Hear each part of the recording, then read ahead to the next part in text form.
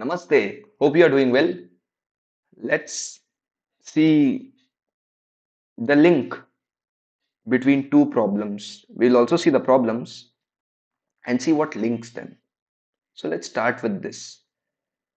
Uh, this would be explained very crudely over here.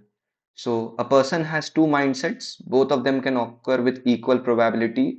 And just for extra information, the first mindset is the mindset which the person has if the person meditated a little. The second is the mindset that the person has when the person doesn't meditate.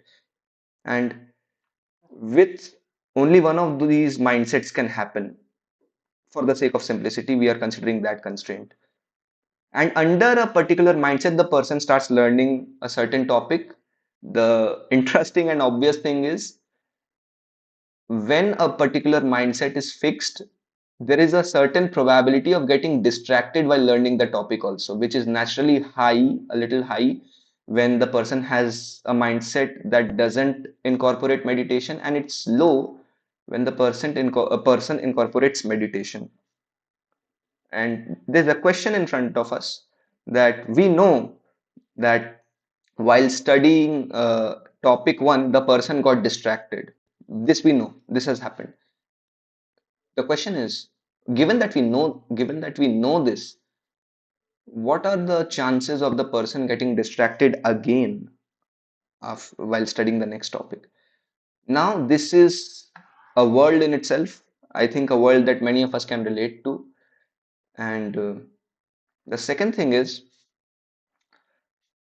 let's consider a different world. There are two factories which are manufacturing bats. For the sake of simplicity, at one particular time, only one factory is functioning and it's producing bats.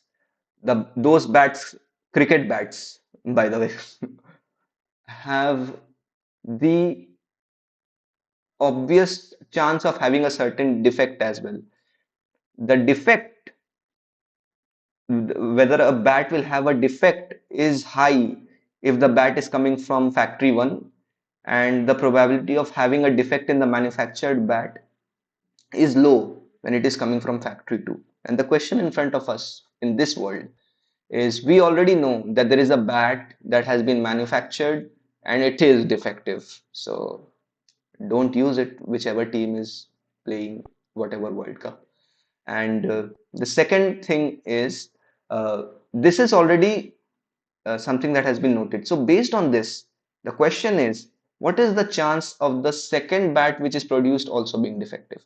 Now let's come to the similarity. Maybe some of you have already figured out the similarities over here, but let's start.